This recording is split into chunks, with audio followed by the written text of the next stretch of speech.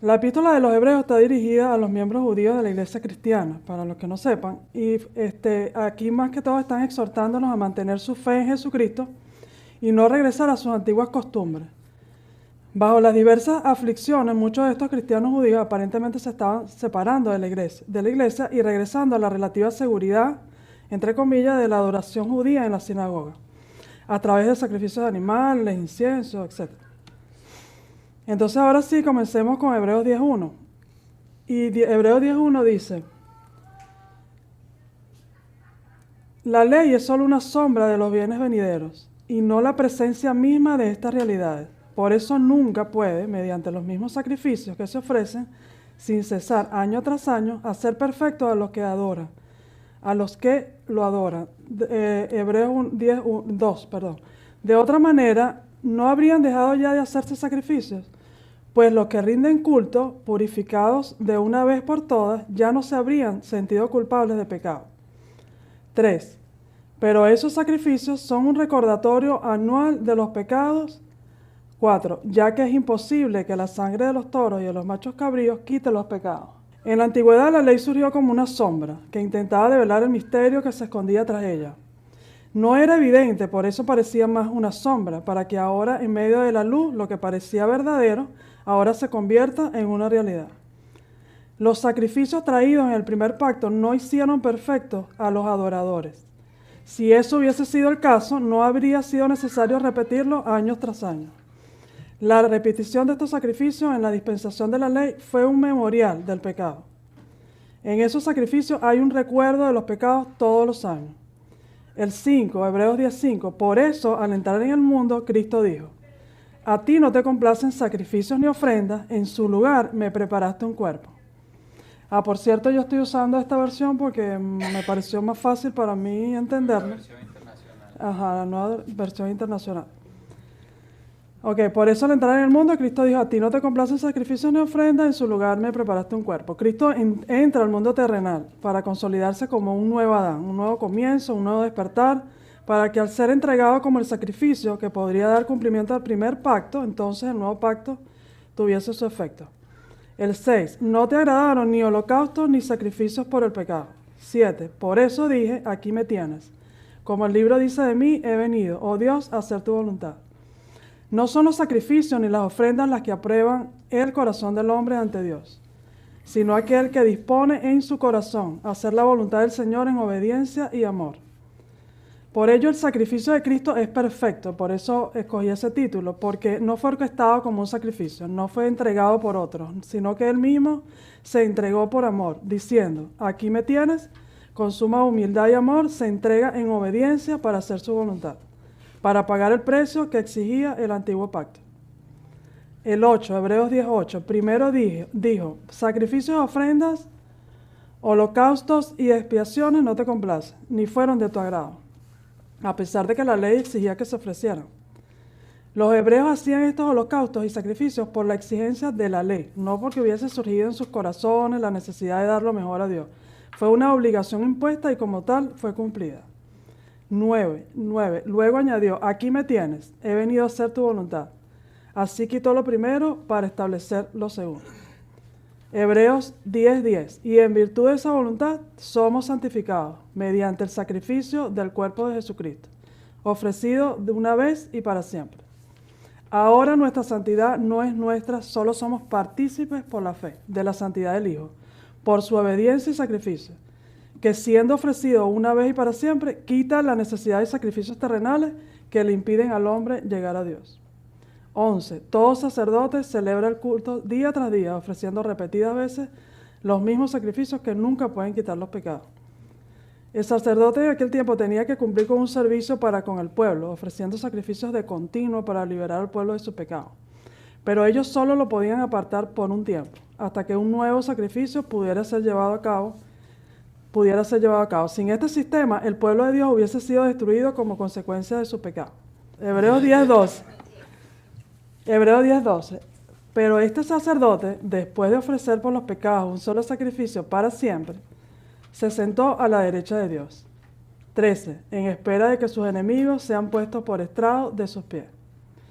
Recuerde que el sentarse en una posición de autoridad al lado derecho implica poder y fuerza. Habiendo sido establecido por Dios mismo en ese lugar, espera por el cumplimiento de la promesa. Por aquellos que optaron por hacer de él su enemigo, sean puestos como consecuencia de sus decisiones y actos como estrado de sus pies. 14. Porque con un solo sacrificio ha hecho perfectos para siempre. Dice en el 16, este es el pacto que haré con ellos después de aquel tiempo, dice el Señor, pondré mis leyes en su corazón y las escribiré en su mente. El testimonio del Espíritu Santo aparece como la revelación de las Escrituras en el Antiguo Testamento, por medio de las cuales el plan de Dios se dio a conocer, permitiéndonos entender lo que Dios ha permitido con el sacerdocio y sacrificio de Jesucristo.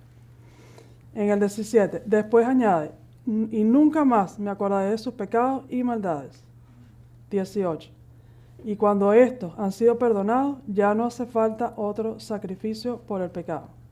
Ahora el pecado no necesita ser cubierto por sangre de cordero para alcanzar el perdón, porque el Padre mismo ha provisto el cordero para ser entregado, y como un sacrificio único y especial, por medio del cual ya no es necesario el derramamiento de sangre para alcanzar el perdón, sino que por medio suyo podemos alcanzar un perdón eterno por ese sacrificio. 19. Así que, hermanos, mediante la sangre de Jesús tenemos plena libertad para entrar en el lugar santísimo. 20. Por el camino nuevo y vivo que Él nos ha abierto, a través de la cortina, es decir, a través de su cuerpo. El autor de Hebreos hace una analogía entre el velo que se interponía entre Dios y los hombres y el cuerpo de Jesús. El cuerpo de Jesús fue rasgado y también lo fue el velo, cada uno indicando que ahora podemos acercarnos a Dios con libertad. 21. Y tenemos además un gran sacerdote al frente de la familia de Dios. 22. Acerquémonos pues a Dios con corazón sincero y con la plena seguridad que da la fe, interiormente purificados de una conciencia culpable y exteriormente lavados con agua pura. Y ahora llegamos a la gran verdad que el Espíritu Santo quería que estos cristianos hebreos se aferraran y para la cual preparó maravillosamente el camino. Por el sacrificio de Cristo, los pecados de nosotros, los creyentes, son quitados. Se ha hecho una limpieza perfecta y eterna. Se ha asegurado la remisión y se ha obtenido una redención eterna. Por voluntad de Dios, los creyentes son santificados por la ofrenda del cuerpo de Jesucristo una vez por todas. Somos perfeccionados y por lo tanto, a los ojos de un Dios santo, los creyentes no tienen pecado. Esto nos da la libertad para entrar en la presencia de Dios. El velo se rasga y podemos entrar. No hay más barreras. Tenemos un acceso libre y sin trabas. Y de paso, no estaremos solos. Nuestro Señor Jesucristo estará como un gran sumo sacerdote para darnos la bienvenida. Y ahora sí, llegamos a los versículos del año de nuestra iglesia. Y entendiendo todo lo que Jesucristo, ahora que vemos todo lo que Jesucristo logró por nosotros y para nosotros, entonces viene Hebreos 10:23 y dice, mantengamos firme la esperanza que profesamos, porque fiel es el que hizo la promesa. 24, preocupémonos los unos por los otros, a fin de estimularnos al amor y a las buenas obras. 25, no dejemos de congregarnos como acostumbran a hacerlo algunos, sino animémonos unos a otros. Y con mayor razón ahora, que vemos que aquel día se acerca. El congregarnos no es solo un rito, no es solo una condición para ser creyente. Es la máxima expresión de nuestro amor para tener comunión los unos con los otros y poder entregar del amor que nos ha sido traspasado, esperando, confiado, el cumplimiento del tiempo que se acerca. Congregar es el verbo griego sunovo, que significa reunirse juntos en armonía. Cada creyente debe conocer el motivo por el cual debe congregarse. Algunos lo hacen por tradición, otros por costumbre, otros simplemente por cumplir. Es por esta razón que debemos conocer acerca de este tópico, para que como verdaderos creyentes no caigamos en hacer las cosas sin saber por qué las hacemos, sino que lo hagamos conociendo su base bíblica. ¿Qué pasa si no nos congregamos?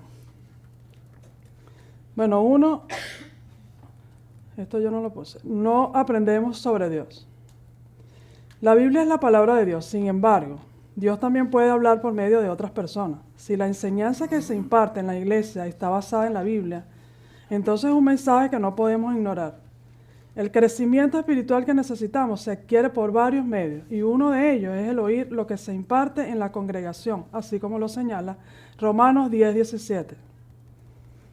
Así que la fe viene por el oír, viene como resultado de oír el mensaje, y el mensaje que se oye es la palabra de Cristo. Sigo usando la Nueva Versión Internacional.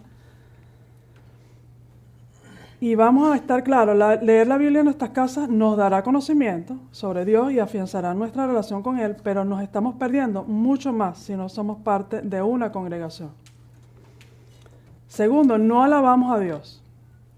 En la iglesia acostumbramos a tener momentos de música, y más allá de amenizar la reunión, los cantos ¿para qué sirven? Para alabar a Dios. Hay distintas formas con las que podemos hacerlo, y la música es una de ellas. Salmos 33:1 dice: canten al Señor con alegría, ustedes los justos, es propio de los íntegros alabar al Señor. Si bien podemos cantar también en nuestras casas, en cualquier momento y donde quiera que estemos, no hay nada como alabar a Dios en compañía de otras personas que comparten la misma pasión por Él.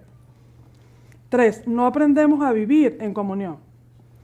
Hay varios pasajes en la Biblia que remarcan la importancia de mantener la unidad con otros creyentes. La unidad fortalece la oración. Santiago 5:14-15 dice: ¿está enfermo alguno de ustedes?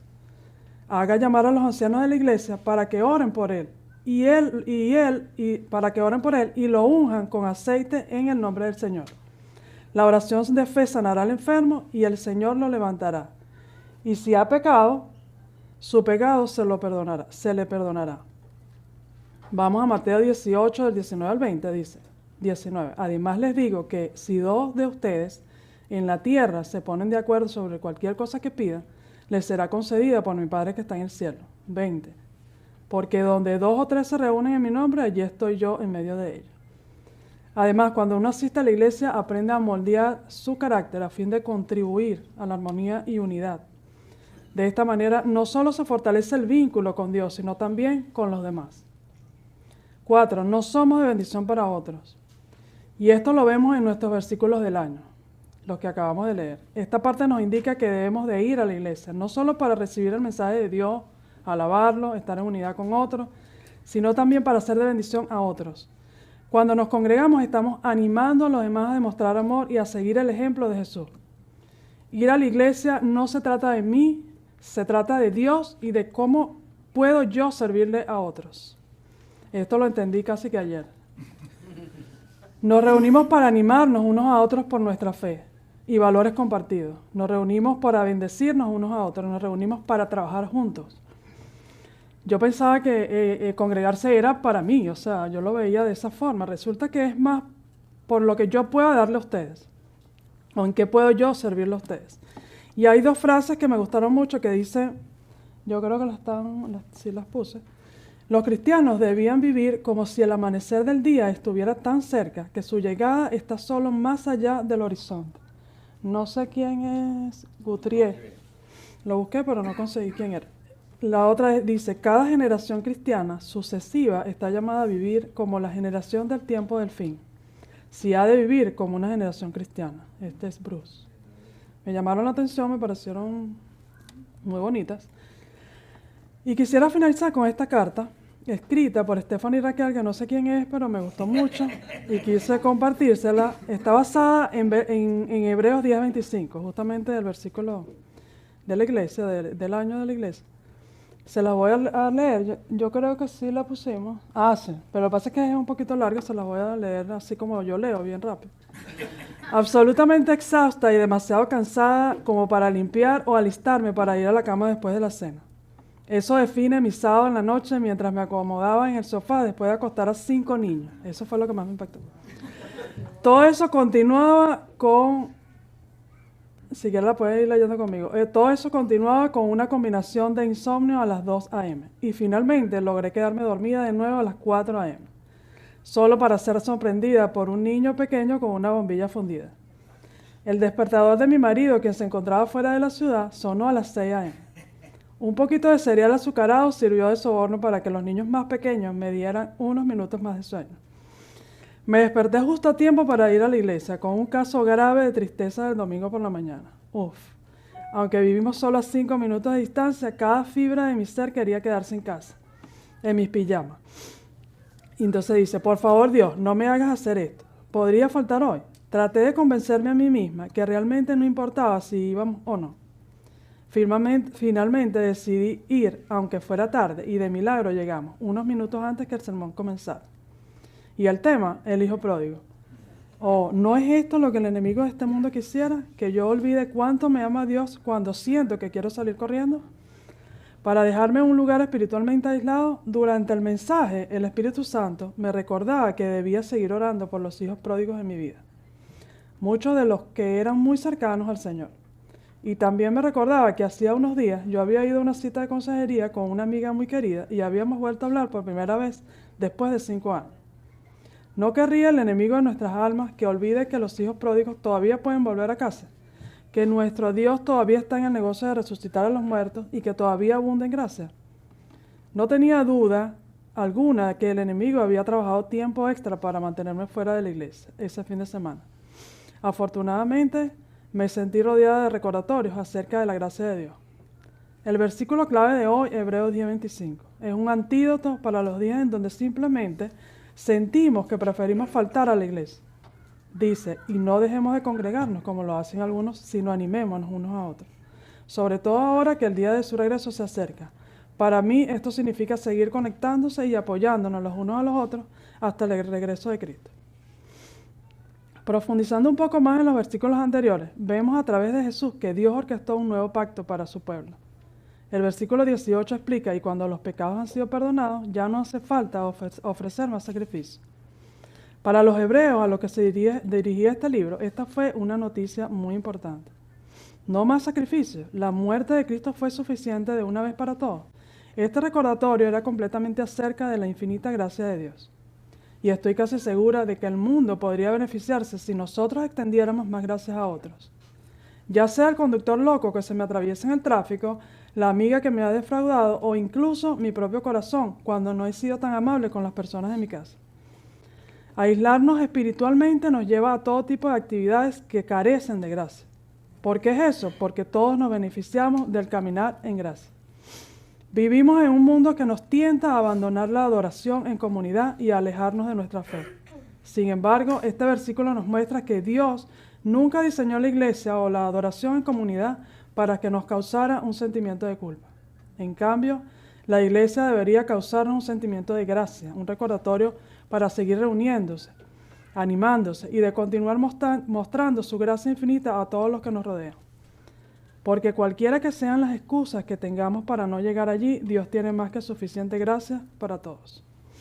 Y termina con una oración diciendo, Señor, gracias por tu gracia y gracias por diseñarla para todo el mundo. Oro que podamos seguir reuniéndonos y animándonos los unos a los otros hasta que regreses o nos acerques a casa. En el nombre de Jesús, amén. Amén.